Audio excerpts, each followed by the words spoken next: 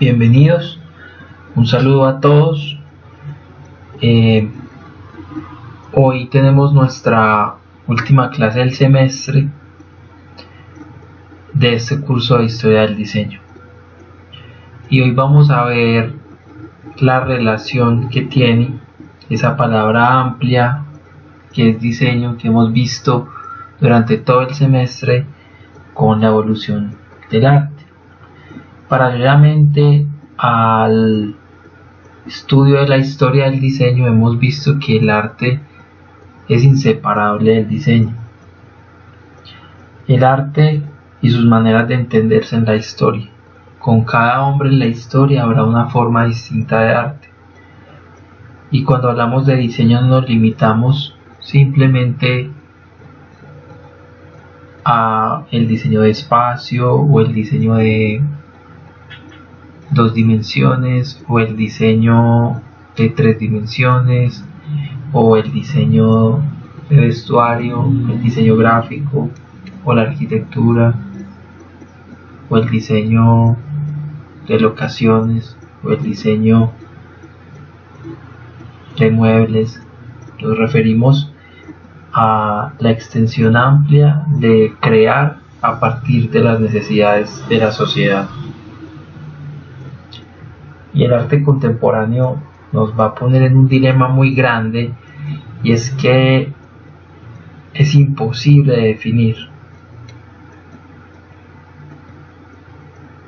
porque ya no tiene nada que ver con esas bellas artes donde la técnica, donde el maestro, el artista que construía, que diseñaba, que tallaba, que dibujaba sus obras de arte, tenía una maestría, un talento magistral o un talento singular, sino que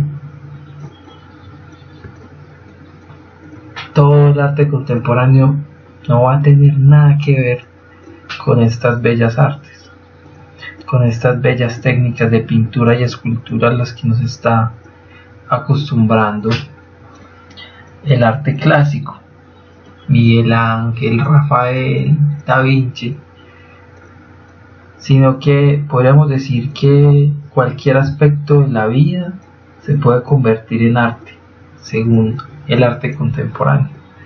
Pero esto no se forjó solo, la historia fue mutando. Cuando Marcel Duchamp expone este urinal como una escultura, ahí empieza la ruptura de que cualquier cosa puesta como concepto del artista puede convertirse en arte. Y Andy Warhol intensificó esto, y miren estas cajas de jabón cómo terminan convirtiéndose en obras de arte. Pero hay artistas que llegan a un punto más alto de crítica.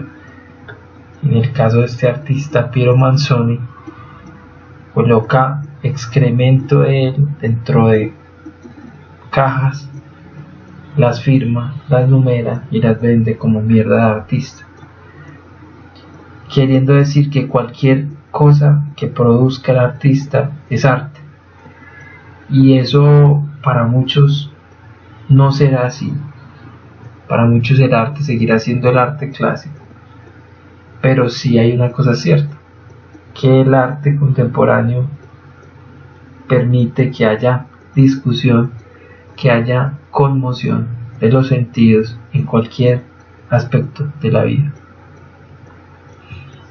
Es el caso de este artista Eduardo Kac, que es un artista de formación, pero su arte está generado a partir de la manipulación genética. En este caso, eso es una disciplina que no es propiamente artística. La manipulación del ADN tiene que ver con la ciencia, pero a este artista se le ocurrió invertir una pequeña fortuna en que un laboratorio le hiciera una coneja que fuera de color verde fluorescente. Y él documentó todo este estudio y lo publicó como si fuera una obra de arte. Y él se terminó enamorando de su coneja, pero no podía tenerla en su casa porque si estos animales se liberan pueden generar daños ecosistémicos muy grandes.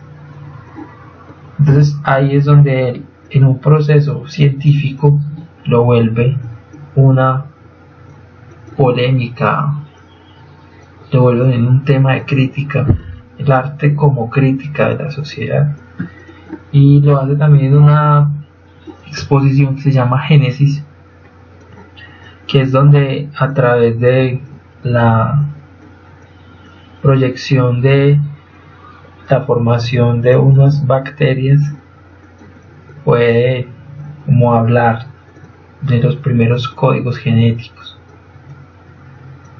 Esto es en el 99, y arte y ciencia se comunican.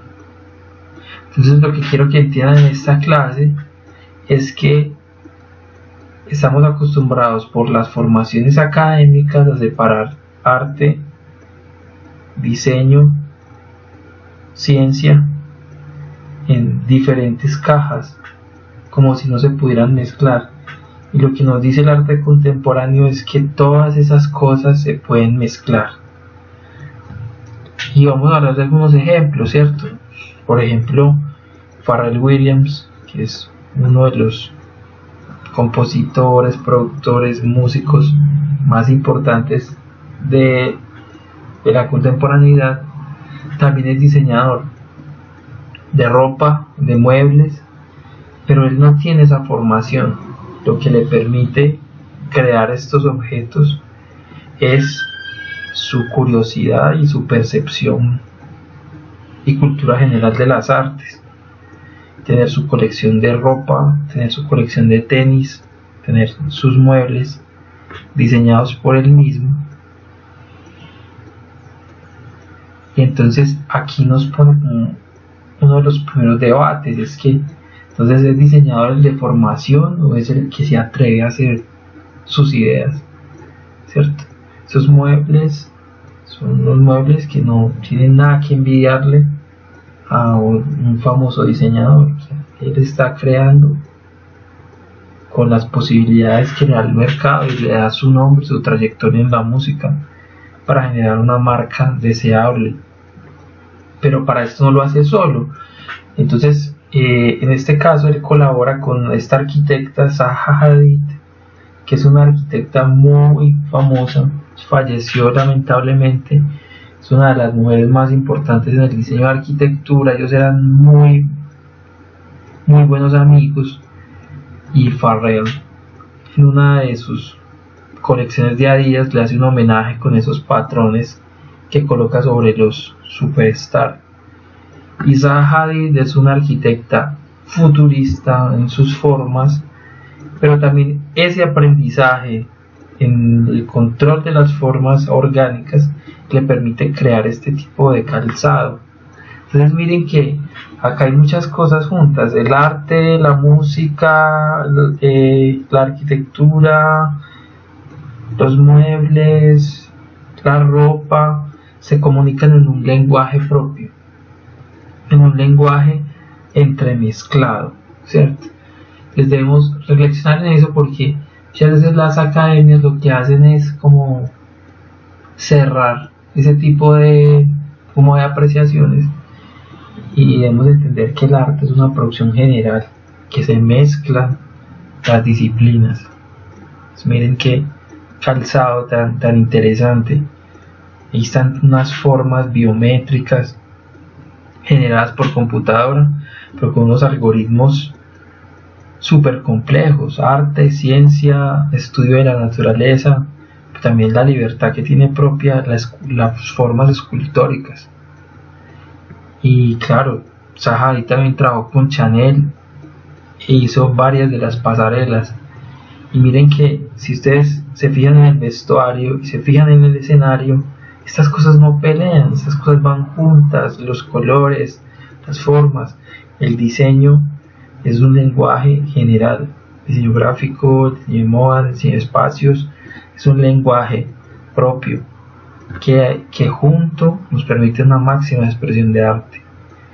Pero también hay otros tipos de diseño que se demoran más en producir, porque normalmente el diseño es una etapa previa de dibujo, predimensionamiento, modelado, y después una etapa de ejecución que podemos controlar en tiempos y en resultados finales. Pero por ejemplo el diseño urbano, estás diseñando para la ciudad que va a ser en 100 años, 50 años, 60 años, no sabes cómo va a quedar, no puedes proyectar, quizás no vivas para ver lo que va a ser la ciudad que estás pensando.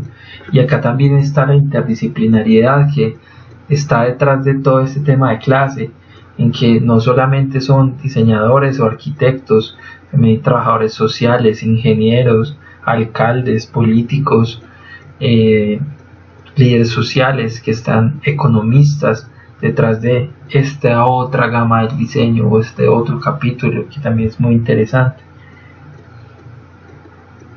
¿cierto? Y Medellín es un ejemplo de eso, ¿no? El proyecto de Parques del Río, que todavía no está terminado, pero como a través de este proyecto en etapas se está pensando en que la ciudad se transforme, y lo que era un río con 2 avenidas, 2 vías rápidas, se está convirtiendo en un parque botánico que genera unos nuevos usos, que hace que las fábricas se vayan para otros lugares de la ciudad y entren unidades de vivienda y entren también nuevos usos comerciales. Es el caso de Ciudad del Río. Ciudad del Río hace 10 años, por ejemplo, era un parque industrial. Hoy en día están entidades de salud, hoteles, viviendas, un museo, y eso es lo que quiere plantear Parques del Río a 30 años, 40 años que va proyectado como todo este proyecto. Hay una cosa muy interesante para el diseño, para la economía, y es la palabra gentrificación. Y es que gracias a la llegada de una población nueva, una ciudad o un lugar en específico cambia sus dinámicas comerciales y hace que los pobladores originales se desplacen. Es el caso, por ejemplo, de Venecia, Italia, donde los moradores y las familias originales fueron, digámoslo así, aisladas por la cantidad de turistas, y ya hoy en día quedan muy pocos de esas familias originales. Los obligaron a irse. Todo este comercio del turismo, toda esta economía de los hoteles, de los restaurantes, vivieron en una ciudad que era una ciudad muy familiar, en una ciudad muy comercial, y quisieron que sus habitantes originales se dispersaran, se fueran.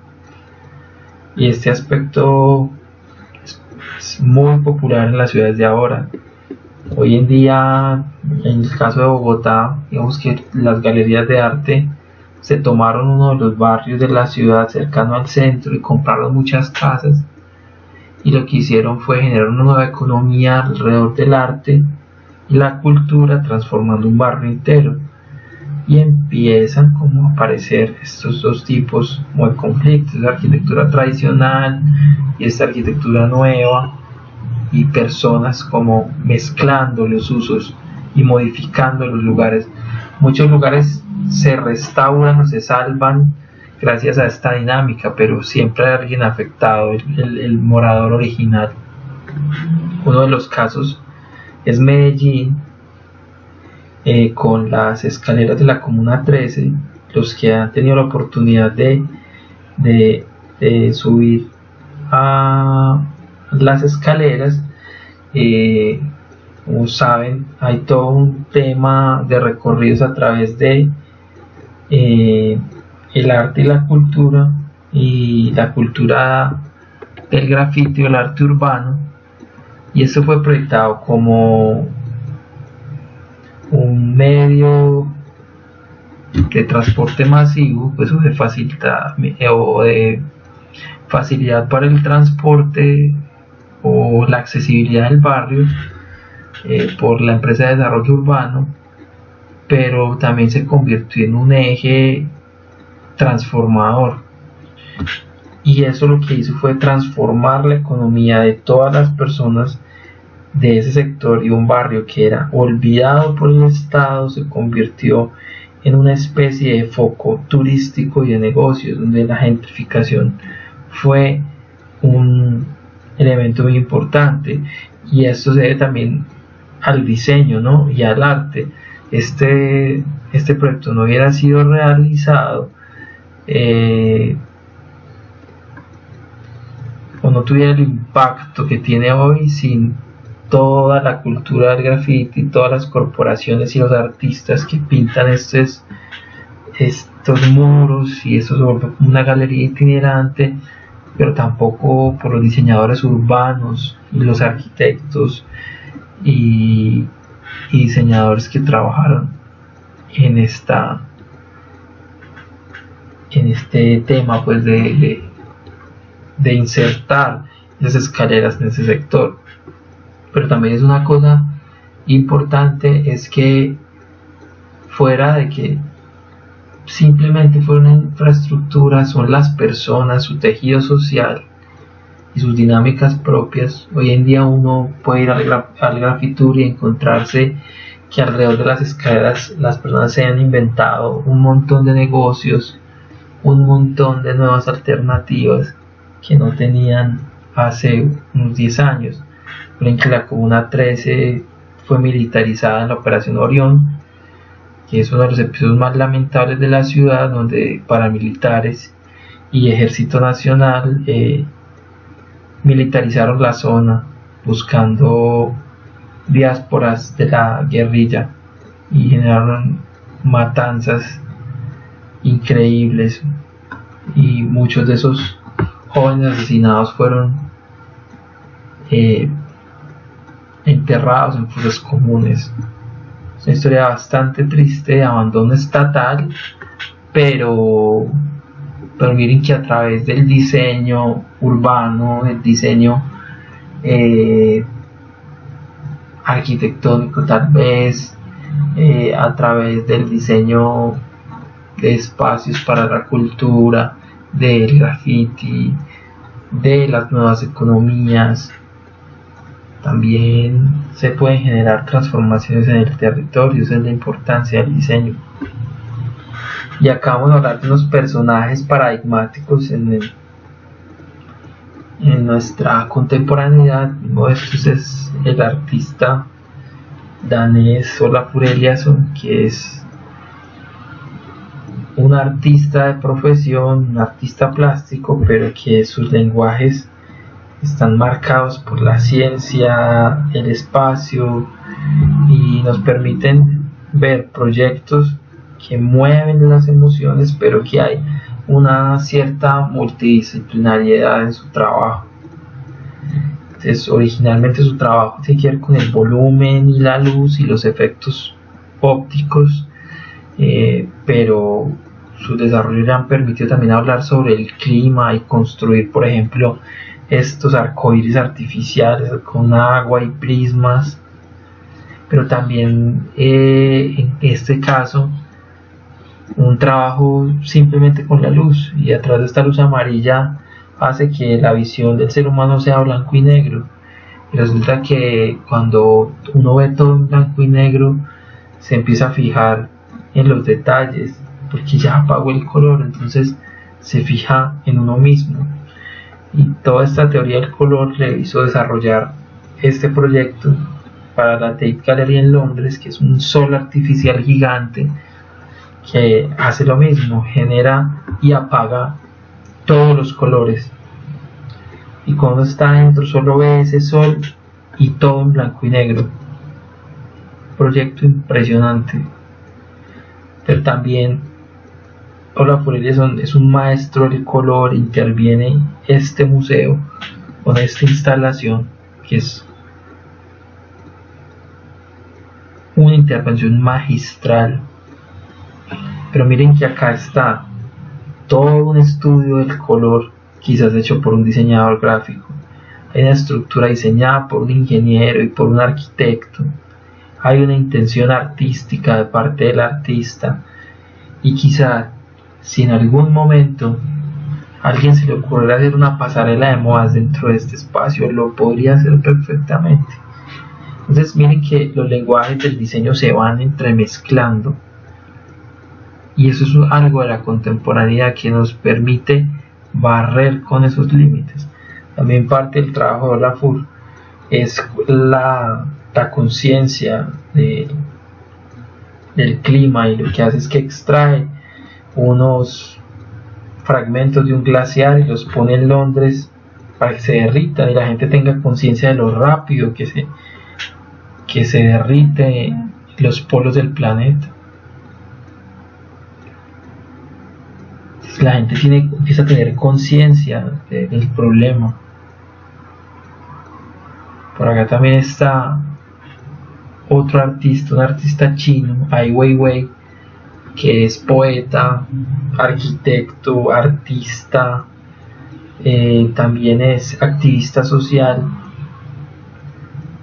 editor de libros, un tipo que trata como de reunir casi el genio del Renacimiento. Pues uno se lo hace pensar en Da Vinci, que sabía de todo, pero digamos que este tipo lo hace a su manera. Y acá está, por ejemplo, esta fotografía crítica de todos los inmigrantes que tratan de llegar a Europa por el mar, pero también cómo se opone a ese gobierno chino que es tan estricto. Él ha ido muchas veces a la cárcel por publicar las protestas y publicar cosas que el gobierno chino no quiere que el mundo vea. Saben que ellos tienen como una especie de bloqueo con Facebook y el internet para que no veamos todo lo que pasa allá. Es una escultura que nos va a hablar de temas políticos, de temas históricos, pero también a través de sus lenguajes de la escultura y el espacio. Ai Weiwei pudo participar en el diseño y la construcción del estadio para los Juegos Olímpicos. Entonces miren que para el arte contemporáneo no hay límites entre el diseño. También es una cosa que para incentivar a ustedes, o sea, desde la carrera que están estudiando, ustedes también pueden intervenir en otras cosas, también pueden intervenir en el arte. Digamos que este arte contemporáneo no tiene límites. Yo he podido ver grandes artistas, pintores o artistas visuales que tienen formación de diseñadores gráficos, por ejemplo. Entonces, quién sabe, ustedes empiezan a estudiar una carrera en diseño y terminan siendo artistas, o terminan haciendo proyectos con artistas. Y para cerrar estos personajes paradigmáticos de la contemporaneidad, ustedes no me van a creer que el artista o el artista más importante del mundo es en este momento o de procedencia latinoamericana, es colombiana, es Doris Salcedo. Nosotros creemos que el artista más importante del país es Botero, y realmente no. Botero, digamos que es un tipo muy importante, pero sus técnicas y su trabajo no se puede catalogar como un arte vigente, sino que tiene cierto vínculo con el pasado. Doris Salcedo es una mujer activista política, ha trabajado en temas de memoria y conflicto, y lo que ha tratado es de documentar el conflicto en Colombia a través de las artes plásticas. Entonces tiene un proyecto muy bonito, que si tienen la oportunidad de ir a Bogotá lo deberían visitar. Vamos a hablar un poco de ello, pero primero Una breve introducción. Doris Salcedo es una artista que estudió en la Universidad Nacional Artes Plásticas, sus estudios en Nueva York de maestría, y regresó a Colombia para hablar sobre el conflicto, la memoria. Por ejemplo, es una de las propuestas para esa época del plebiscito, donde llenaban la plaza de Bolívar con los nombres de las víctimas. Esta es una especie de conmemoración por la toma del Palacio de Justicia, y ella iba poniendo una silla por cada una de las víctimas que iba ocurriendo en los horarios de esa trágica noche, esos trágicos días, realmente días y noches. Acá también, esta es la más reciente, que con vidrio ponía los nombres de los líderes sociales asesinados, y miren, los ponían al frente de los poderes del país. Entonces es una mujer con mucho valor y con una conciencia del trabajo histórico, pero también una conciencia política. Y es la única artista colombiana invitada para exponer en la Tate Gallery en Londres, que es uno de los museos y una de las instituciones más importantes del arte en el mundo. Y ya lo que hace es hacer una grieta en el piso, crea un piso falso y abre una grieta, y es muy tremendo y bastante conceptual. Es que pone a ver al primer mundo del arte al piso. Entonces ella lleva eso como a un punto más alto, y es que las economías del primer mundo nos han dominado, las economías del tercer mundo siempre.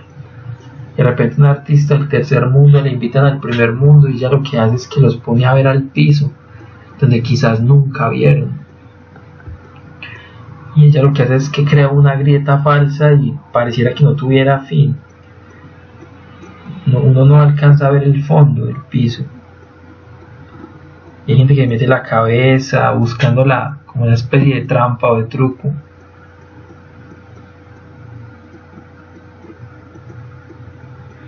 Y más o menos con esa táctica de hacer el piso, recuerden que con el conflicto armado, una de las cosas que se firmó con el acuerdo de paz del gobierno de Santos con las FARC fue que ellos entregaran las armas, y las FARC entregaron las armas con una condición de que se hicieran 2 obras de arte con esas armas, una en Colombia y una en la sede de las Naciones Unidas en Nueva York. A Doris Salcedo le entregan las armas para hacer un monumento en Colombia, y ella dice que ella no va a hacer ninguna estatua, ningún monumento vertical que celebre el conflicto, sino que va a ser un contramonumento, es decir, va a fundir todas las armas del conflicto y va a generar algo que no se levante del suelo, sino que sea pisoteado, y que la gente entienda que no hay que magnificar ni glorificar el conflicto, sino que hay que asentarlo en el suelo y construir una nueva sociedad sobre él.